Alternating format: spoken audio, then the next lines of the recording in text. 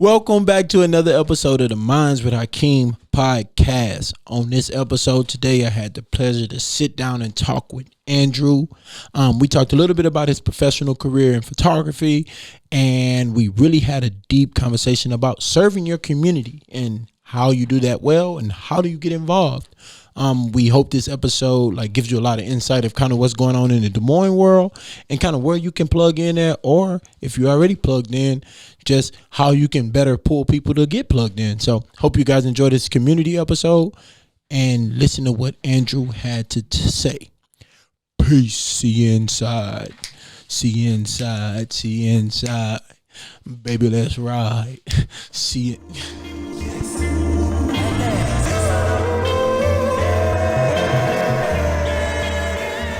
It's your host, Jawan Hakeem, and this is a very, very, very special episode because we have a very special guest, my brother, Andrew Clements. How we doing, brother? How are you? Good, man. Good, man. Finally excited to have you on. Looking forward to this conversation we about to unpack, but just want to give you your flowers first, man. So thankful to have you on and taking this time. I understand how busy you are, but man, this episode is so sought after because we're going to talk a little bit about serving your community, and I think out of our age group, nobody does it as well as you. When I just look at how many people you help, and you don't even do it for credit. I think the heart posture in your life is, I'm just here to serve. Use me. God, use me in these people's life. Use me in this group life and this, that, and the third. So I'm super excited to have a conversation with you, brother. You're truly, truly magic, and I hope you really believe that. I appreciate it, man. It's an honor to be here. Again, thank you for having me on here, man. It's definitely a blessing. Appreciate all you do too. Oh, yeah. Letting other people just speak and have a voice and share their input of their lives. So I mean, the world appreciates you. You have the greatest heart too, man. Man, appreciate it, man. Appreciate it. But before we get into learning about you professionally, then getting into the serving aspect of it of the conversation, I just want to talk to you. I want to give you the icebreaker question real quick. This is I forgot to say this at the beginning. This is the season finale. This is the last chance this question would get asked on the pod, probably ever. If you had one superpower, if you could choose any superpower in the world, what would it be and why? I would have to go teleportation. I went with that one. I can't lie, man. I just be able to go places just like that. Yeah. My brother lives in New York. My sister lives in Virginia. And flying is expensive. Yeah, I ain't down with that. So if I can just do it like that and be places. And bro, look at this. Des Moines, this was my kind of brain thoughts when I was thinking about it. Des Moines is a very safe place to live and raise a family. But just imagine if you could spend most of your time in Des Moines and just teleport anywhere. Quick, back, like that. Boom, boom. That's literally the best superpower, bro. It's you need a break, boom, right. Gone. I thought you was Belcher, my bad. But yeah, no, teleportation that's definitely me for sure, bro. That's a good one. All right, man. First question, man. Just tell us a little bit about Andrew, man. Tell us about where you're from, kind of your upbringing, and how you got into this Des Moines metro area. Yeah, man. So, unique story. I know everyone has their own background, which is a beautiful thing. Mm-hmm. I was actually born in India. I was adopted when I was 2.5 by an amazing family from Newton, Iowa. Yep. So grew up there ever since then. My whole life just played sports. That was kind of my escape, my getaway from life, the thing that really, besides God, loved me back. I could just go to and do to get away from the struggles in life. And then graduated high school and was blessed to receive 2 scholarships at Grandview to play football and run track. So again, just got to continue just dive back into the sports, and then majored in graphic design and photography. Got those 2 degrees, and then kind of after college, kind of was in a spot a lot of people were in, just didn't really get into the field that I went to school for. Working a factory job with my uncle, which was, again, it's a job, so it was cool. Got to work with him. Just kind of started to feel like it wasn't where I needed to be. And then the George Floyd incident happened, and I really got an opportunity to pick up my camera again and go document the Black Lives Matter marches and really tell people's stories and share, they were out there making history, trying to change for the good. And that just opened a lot of doors for me. And God opened a lot of doors through that. I made a lot of connections and got connected back into Cottage Grove. And just, again, built bridges there, made connections, and allowed me to finally move up to Des Moines after college. I went back home, was living there for 2 years, and Where's home? Newton. Newton. So back with my parents. How far is that from Des Moines? Probably like.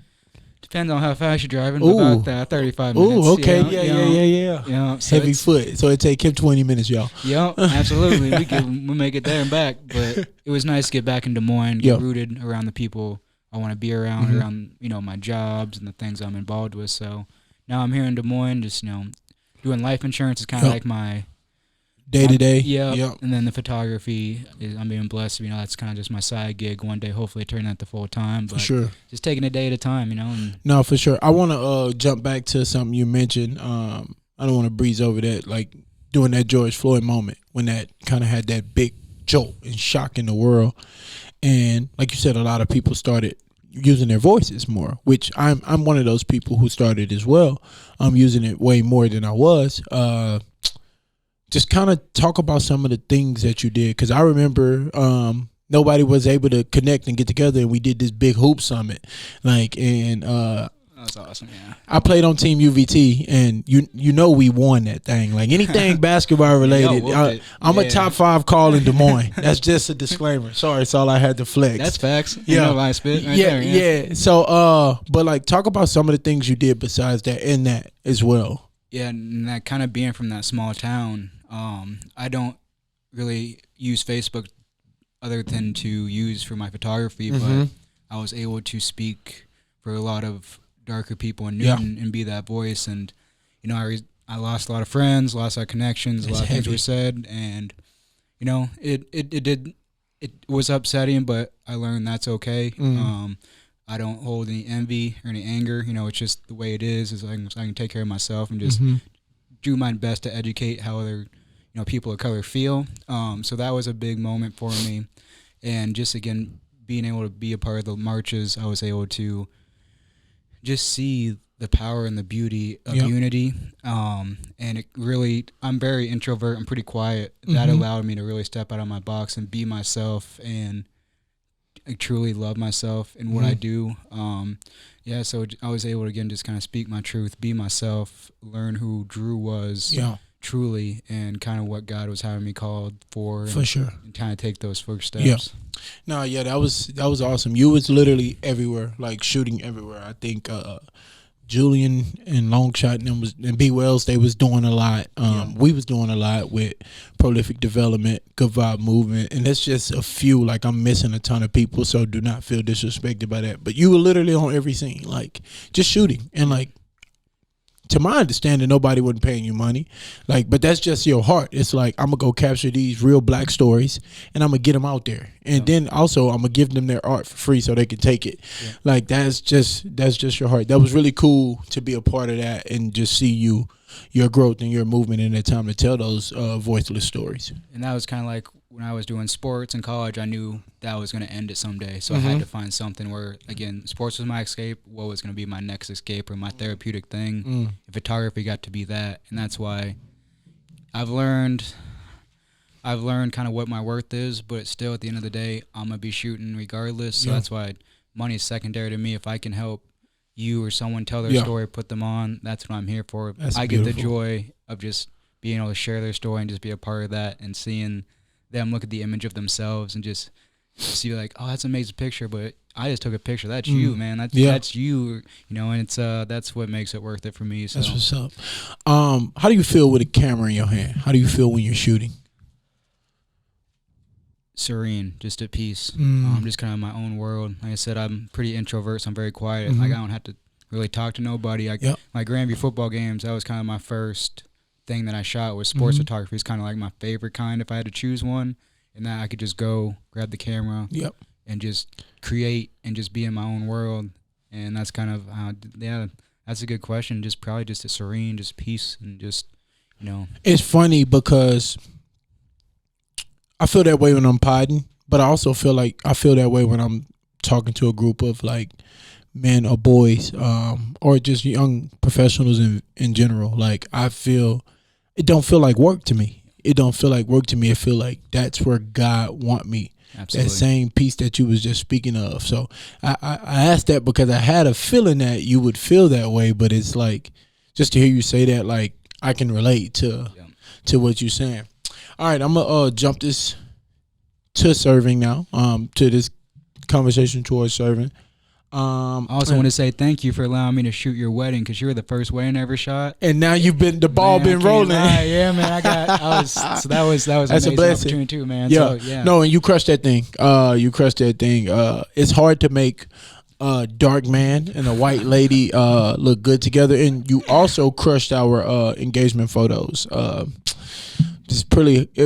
What's crazy is I hate picking a photographer, bro, because I know so many good friends who take pictures, who do videos, and it's like, it's deep out here. Man, if I pick this person, they see this, they gonna feel some type of way. But we definitely made the right choice, man. You and Eli at our wedding smashed that. And our engagement photos was just like literally everybody saw our engagement photos. They was like, "Yo, y'all straight cut out of GQ, bro. Like y'all cut out of GQ magazine." And that was the thing about Des Moines too. I mean, you're creative. Like being able to see other photographers, that drives me. That pushes me For to sure. want to do better. And it's crazy even from the the Black Lives Matter how big the creative community has been in every single form. So well, let's show love to those photographers. Who are some of your favorite photographers in the Des Moines metro area right now? I just want to give them that space to live. Oh man, Tobias Tyler. He's Borg, cold. He's been on the pod. Yep.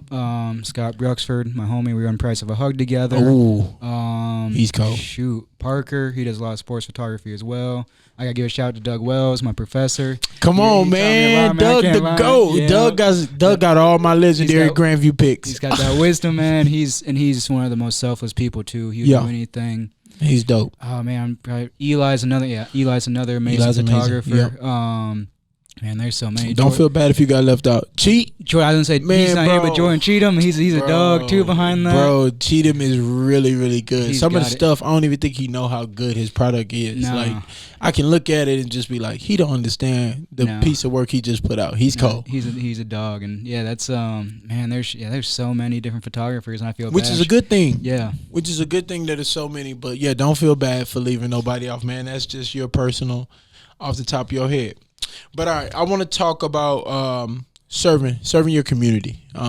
That's something that, like I said, I feel like you really embody. So can you take a few seconds to just talk about what type of serving you're involved in right now, what type of people you're helping, and organizations and whatnot? I do quite a bit. I'm blessed to be able to do a lot of stuff with the Good Vibes movement here in Des Moines. Shout out the movement. Yeah, and so you're very well known with that. Mm-hmm. And they've given me a place to be able to, again, like serve and give back. The Be Well Foundation, that's another one. Yep. Price of a Hug, we do quite a bit for the houseless community. Mm-hmm. There's so many different organizations, and a lot of it's kind of word of mouth. So usually they find some people where they just kind of give me. So I've been able to work with the Barnstormers have allowed me to do some things for them. I've been seeing that. Grandview, I'd still go back and just it's all love from there. That's where I started. So they always allow me come back and be myself and just be at home. So that's another good place. Cottage Grove, I've been able to allow my services to help them out. Even I'm thinking now, even the little the Christmas photo shoot that had the podcast team family photos. Like, you originally wanted to do that through Cottage Grove, but it was so you know how it was definitely late in the season. You know how as people of color move. We don't move off of time constrictions. It's just something that you got to work around. But so Good Vibes actually opened the door, and you had couples from Cottage Grove come, which still worked out because Good Vibes was able to provide for a different community than they normally always serve. So. And through Good Vibes, we're actually going to be starting a Good Vibes media little collab. So it would be nice to be able to offer that service through Good Vibes, and just allow people to come in. That like photography, there's a demand behind it, but it costs so much sometimes. Oh, it's expensive. And that's where I don't see that. So like, I'm willing. You got $5. Cool. That's what Saul just said. Man, just give me $100, bro. Yeah, exactly. Like I ain't gonna like rob I'm you. there. Just give me $100. I want you, and I've met people who say they don't have family photos on their wall. Come on. And that's something that I get, but I can't really fathom because everyone should have that, and it's very sad to me that they can't. So it's just that's what kind of drives me. Be like, you don't got money? That's cool. Like, let's get you some family. Let's get you looking right. So, bro, let's do that. Like, you already got that getting set up? Because I'm about to say, I definitely would love to join that mission because I know a lot of families who just don't have the finances for that, like, and I can get them there, bro. So let me know whatever you got cooked up, Absolutely, and man. I'll send you some families. We'll be in touch for sure. Yeah, nah, that's dope. But I kind of wanted you to explain that just to see. I want people to see that there are 29, 28, 27, 26, 25, 24, 23 year olds that's out here serving. But there can be more. Like, so that is the root cause of this conversation, because a lot of the things that me and my wife Sam do when we go to serve, everybody 50 years old and up, and it's just us. Yeah. And we're the fun helpers or servers or not, because we're younger. We're 28 years old.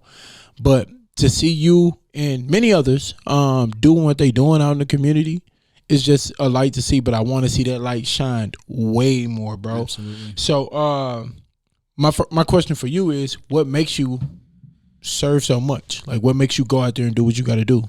Yeah, kind of going back to just being adopted. I kind of past couple years, I kind of been something kind of come to the forefront of just when I was born, my dad ran away. Yeah. My mom had to put me in an orphanage to give me a better life. So I think deep down I do have like abandonment issues. But from that, again, I was adopted by an amazing Christian, beautiful family I love to death. They've done more things for me that I could ever repay. That's good. And that is kind of my driving point. Like, God has put me here in Des Moines, Iowa for a reason, for a purpose. And, I got my bills get paid every month.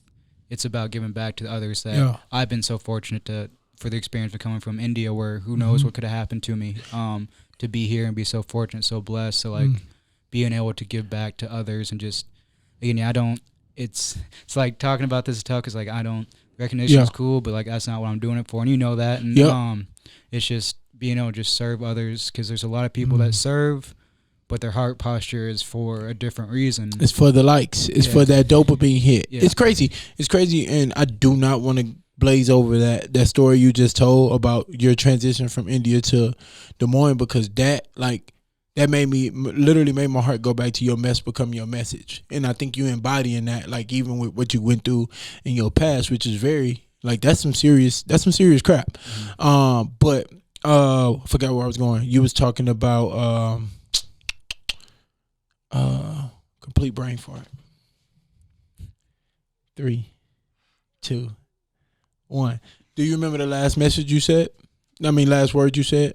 I had cut you off. Yeah, just kind of people's heart posture and serving. Heart posture. Yeah, it's fun. Yes. Boom. That's what I heart posture. That's biblical. But heart posture is everything, and we do all this for these dopamine hits. That's what our body would never get enough dopamine. But I remember when we first started serving with Prolific Development, we partnered with Good Vibes and we did a meal giveaway. Yep. And I was like, yo, this feels like getting likes on Instagram. Yeah. But I'm having real impact on real people. Like, Instagram is a fake place. It's just pictures that exist in the cloud. I'm actually able to touch, shake hands, hug babies, go home. Make that connection. Bro, like that, I'm all fired up now. Hey, cut that. I'm just playing.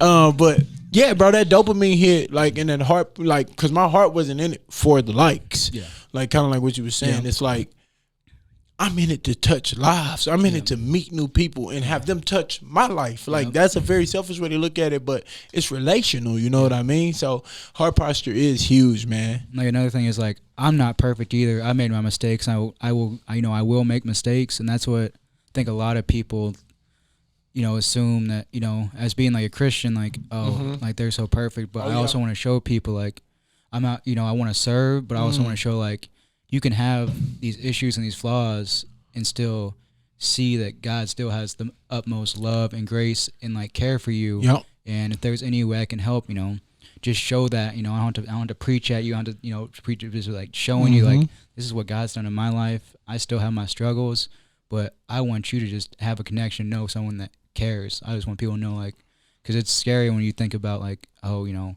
everyone has those thoughts of, like, do people really care about me? Like, no one. That might be true, but God will always be there, no matter how far you go. What. He's right there. No matter what. Being able to show people that, God, no matter what you're doing, God's right behind you, just wanting you to show you that love. That's literally my answer for people who ask me, especially the older generation. They're like, "Why do y'all do this?" Like, I know y'all got a lot of things more fun y'all can do. God did. Yeah. God did for me, so I'm here for them. Absolutely. So it's like that's the posture. Do you think there's a void in serving? Do you think we need more servants? I think so. And, the people that, do come out, again, for whatever reason, they're still showing up, which is good. But I think it could definitely be a stronger force. Mm-hmm. And I think over time, again, just seeing people just stepping out of their comfort. And I know a lot of times it's uncomfortable for people. They don't know how to do it. They don't know when to do it. And that's okay. The first step is maybe just asking questions or just coming one time. And I've actually had a lot of people reach out this year. I guess this past year in this free 20. Yeah, we still new. We still new. Just seeing how they can serve, which is amazing to me. Because I'm like, cool, that's more people than I had before, and I think that's the first step. And I know sometimes it's uncomfortable, but it's super. But I get those same questions too, which I hate my brain because it just starts to think. Soon as you say something that's gold, I'm like, ooh. I think a lot of people don't know how to start. Yeah. And when I see a problem, I'm like, what can we do? And then I'm like, my next thought is, my wife's gonna leave me because I'm always trying to start something new. Sam ain't going nowhere, but that's just a joke I tell her because like I'm never comfortable sitting still. I'm like, babe, there's a hole that need to be filled. Boom, let's fill it. But I want to talk with you and a couple other leaders that's off the top of my head, like Ben, John Luke, Ian, Pastor Ian. Because a lot of people want to serve, they don't know how or they don't know where to serve. So I want to talk to y'all because I'll try to do it on my own and fail. Because we need to have a mastermind or something like that put together for people who reaching out. Because I get a lot of people reaching out to me, like, yo, especially a lot of other podcasts. They're like, yo, like, plug me in, Pastor. Like, how you, and just go. But to me, it's that easy because I got the community. I know people. Exactly. So, And that's why it's just building a team around you because only God can save by himself. Like it takes a community. It takes, a unit to make the change. And that community can always be growing. So that's facts. And that's, it is sometimes it's scary to people too. And absolutely. To meet new people, that's being but that's what we get mixed up though about vulnerability. And I want to say this until like I turn black. Until everybody heard me say this 100 times. I'm looking at the camera when I say this. Vulnerability is not meeting somebody and telling them your deepest, darkest secret. Vulnerability is meeting somebody and saying, "Hi, my name is Juwan. How are you?" Exactly. People scared of that one moment, bro. Like they scared of that one moment. So it's a void that needs to be filled. And for sure. That's something I dealt with, before the Black Lives Matter, and that's why that was such a pivotal. Yeah, exactly. And it's just like once you do it, it's like, oh, it's not that bad. Easier said than done, absolutely. But, just like faith, it's hard. Yep. You just got to do it. You just got to try it and just, dip your toes in it. I want to ask you something. Because I was thinking about this. Have you ever spoke to somebody and just absolutely felt like you put your foot in your mouth? Absolutely. 100%. And it's, I say that because it will probably happen again. But it's just through those. You see this, man? Sorry. But go ahead. And it's just, I think that's part of the learning process too, because the best way I learn is to fail. It's learning through, oh, maybe that's not how I go about this conversation or how I go about things. But I've also learned how to just kind of read people, because sometimes people are just as uncomfortable as you are. Exactly. So, but no, there's been many a times where I'm like, oh, I just need to, let me just step back. My fault. Let's restart. And now I want to ask you this. Do you remember a time where somebody was talking to Drew and you thought to yourself, oh, they just put their foot in their mouth? Because I don't remember that at all. And I'm like, I think we conceptualize what other people think so much. Yeah. And I'm like, oh, I just put my foot in my mouth. Yeah. When that person didn't even have a reaction to what I said. Yeah, and that's what kind of, like they do, but I'm like, I guess I've done that too. So like, you know what, just cool. Just keep moving people on. People don't remember that. No, like people don't hold on to that unless you just like hit them or something the first time you meet them. But I think we overthink that too much. It's like, because like I feel like people like, oh, Juwan, you're so good. You can talk to anybody. Y'all don't know how many times I felt like I put my foot in my mouth. And there's been so many times I wanted to say something to somebody, but I don't because, because you feel that tension. You scared I'm going to put. Yep, exactly. And so that was, I think I'm God has allowed me to get better at that. But there's still it's a times process. where I'm still like, you know what? And then, I go away from that. I'm like, dang, I should have said something. Yep. And I feel bad, but it's just kind of again like a learning process. And forgive and forget. You got to forgive and forget and try Yeah. to put the best foot forward. It's crazy we talking about serving, now we only talking about vulnerability. But I think they go hand in hand. No, it's to say serving is vulnerable. It's to serve your community, especially if you're scared and you're on the sidelines. Like, you have to be vulnerable. Yep. Like, and don't think vulnerability is telling me, oh, in the 5th grade I stole from my teacher. No, that's not being vulnerable. Right. I don't know you. I don't care about that. Like, I just want to know your name. Exactly. And we can have a conversation, open the book, then we go from there. Exactly, bro. Yeah. Exactly. One of the last questions I had was, why is it that not a lot of people our age serve the community well? I think it's the way the world is now. Everything's so fast paced, and it's so. I think also like post COVID, like everyone's just so busy now. I think it's. I don't want to say it's an excuse because it's not. Because I'd be busy too, but I kind of I know what I like to do, what makes my heart happy. For sure.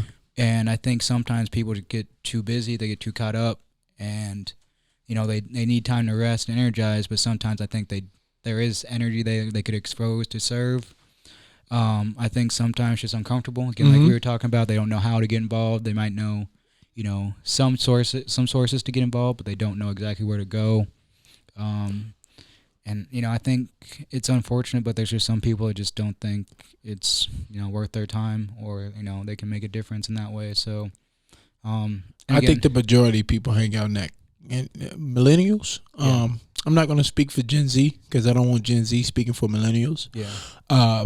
And I do blame the generation before millennials too, but let me say this: I do blame. I said Gen Z.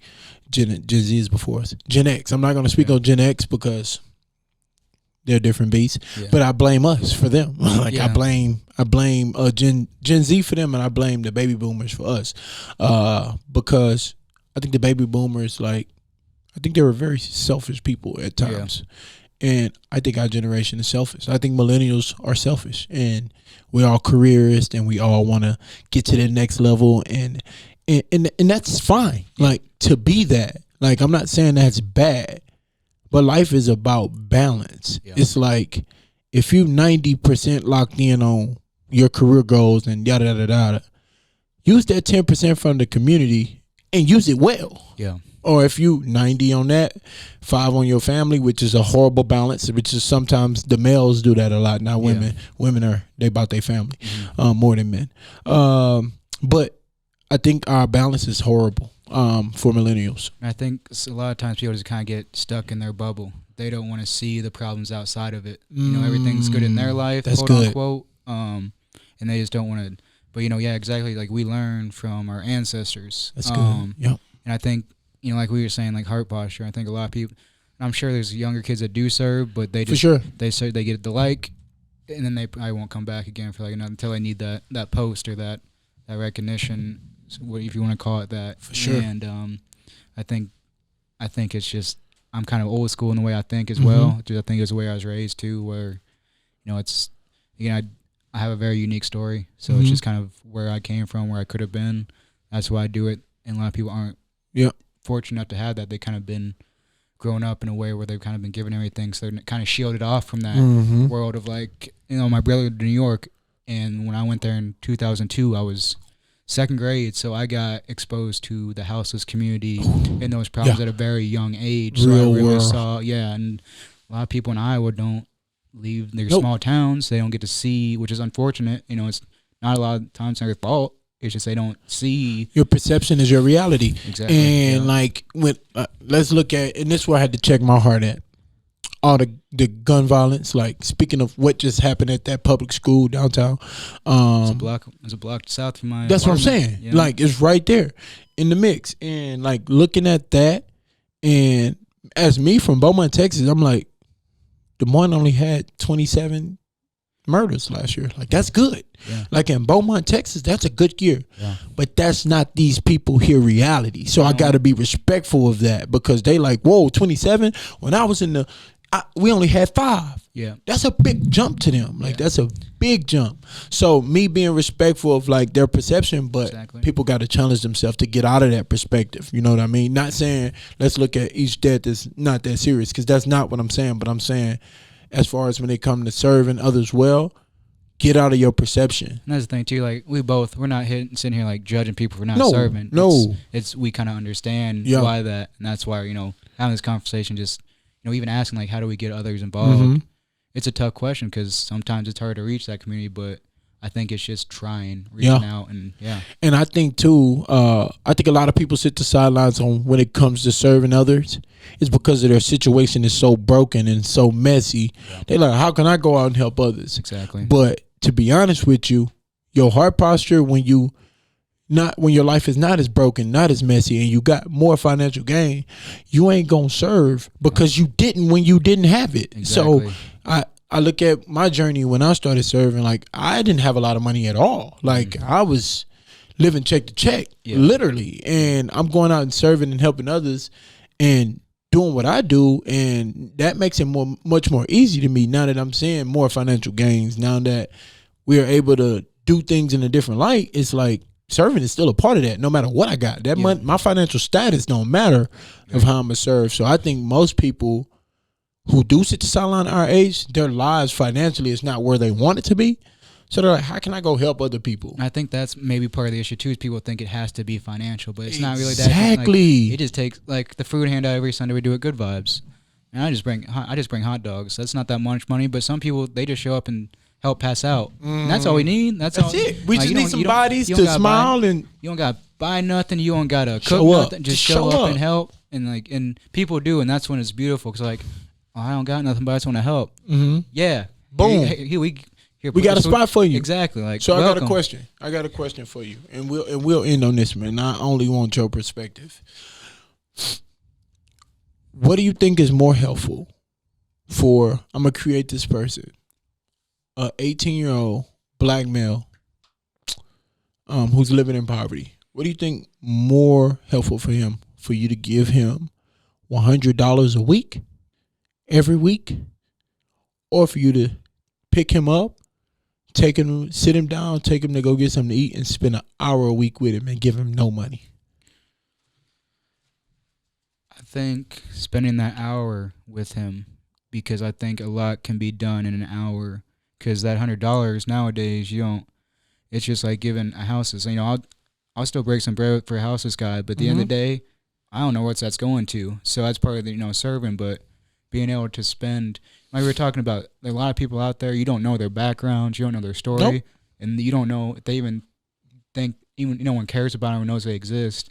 So even just taking him to dinner and just letting him know, like, oh, someone cares about me, just to listen. And that's that's one thing. It's like, I'm quiet, but I just like to listen to people. I like to let people just talk, to vent, to be themselves, get things off their chest. And I think definitely just spending time with them an hour a week, I would personally, that would be more what I would do and feel better at. If it's giving them $100 a week as well, cool. But I want to build that connection. I want to show you, like, oh, like, someone cares about me out there. If it's just one person, that could save a life, and just make so many drastic changes. And saving that one life could save another life, and saving that it's a domino effect. And I asked that question for the people that only write checks. Yeah, keep writing those checks if you got that. Like, if that's what God bless you with. Yeah. But it's different when you fold that check up and say, I'm gonna go spend time with these people. I'm gonna look these people in their face. Yeah. And that can go a lot farther than your check. Because a lot of people, they think, put serving just financial. Like, oh, it's just money. But no, serving goes, and there's so many different levels to it. And that human connection's the first, building that trust. Yes. Building that human connection with a human, that does way more than $100 would ever do. That, that just shows the compassion. And that's, God wasn't out giving out, money or shekels to people. He was sitting down to dinner with sinners, letting them know, like, he loves them no matter what they were going through. He's with the people. He was amongst the people. Absolutely. And he was very, very adamant about, child, I want to tell you a little story, Drew. This broke my heart. I serve this program called Teammates. Speaking of that, have you started yet, Teammates? My boy locked in. Teammates is where you go in and you just eat lunch with one student. You get one student from whatever grade until they graduate, and you just eat 35-minute lunch with them once a week. I had to level and process with the 5th grader about what happened at Will Keep School. Teammates right now and Teammates at Edmonds, just at this elementary school, has 8 little boys and 6 little girls that still need a mentor. They're on the waiting list. They waiting for an adult to step up. And sadly, what I see, besides Cottage Grove community, everybody I see in that building is at least 65 years old that's mentoring these kids. And no disrespect to the 65-year-old people who's retired and served America their whole life. Those kids want to see you. Yep. They want to see the 24-year-old. They want to see the 32-year-old. They can learn a lot more from the 65-year-old, but they can't connect. They can't. Exactly. You said exactly. They can't connect. So having to process a school shooting with a 5th grade boy, millennials, we need y'all. Yeah. We need y'all. Because you can make that relation. You can relate to them. Come on, man. Like you said, like, it's awesome to see 65 and like awesome. I'm not discrediting that. No, I'm not saying it's just there's just a kind of a disconnect. Super. And I get that a lot. Yeah, and it's tough, and that's because I mean, speaking of like elementary school, as you see it, do some stuff for the Be Well Foundation. I'm teaching a class, and just getting to hear the background of some of these kids and what the teachers, are not getting paid enough to deal with. Come on. It's very heartbreaking because this is the future of not just America. These but are the leaders of the world. When me and you were seniors, these people will be in charge. Yep. And them growing up without someone showing their care, you can only really see what's gonna happen. And it's not just a U.S. problem; it's a world problem. That it just it's just one person at a time, one day at a time, 1 hour at a time. And serving doesn't have to be all day and 15 minutes. Just be like just doing something that you feel drawn or feel like led to do in any capacity. If it's maybe buying backpacks, buying coats, giving food, meeting with children, having lunch with them, mentoring them in any which way. Come on. There's so many different ways, and I think it's not just people. It's we have to work to again be better at promoting, letting people know if you want to serve, here's some outlets. And I think you're right. Getting some people together just to help. We got to build that team to help train up leaders. Because there's a lot of people out there who do want to serve. For sure. We're not, I don't think that it's just, that disconnect of like, okay, how? And it takes a team to get that together. Takes a team. Absolutely. Drew, brother, you're magic. Bro, thank you for this conversation, bro. Appreciate you, bro. I appreciate it, man. It's love. Keep serving Des Moines well, man. Keep just being yourself. Keep being honoring the guy, bro. So it's all pleasure. God, not me. I've definitely been blessed, so I appreciate you having me on. Appreciate you, Saul.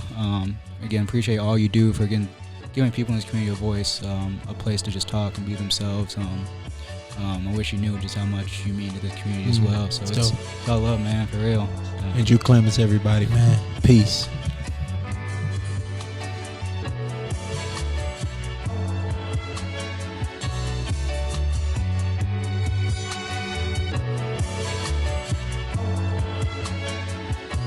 Hope you guys enjoyed this episode on the Minds with Our King podcast.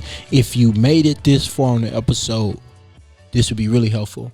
If you're listening on Apple or if it's YouTube or Spotify, review the podcast, leave a rating, and also share this with a friend who need to hear this message. Andrew had a lot to say, so send this to a friend who you think need to hear this.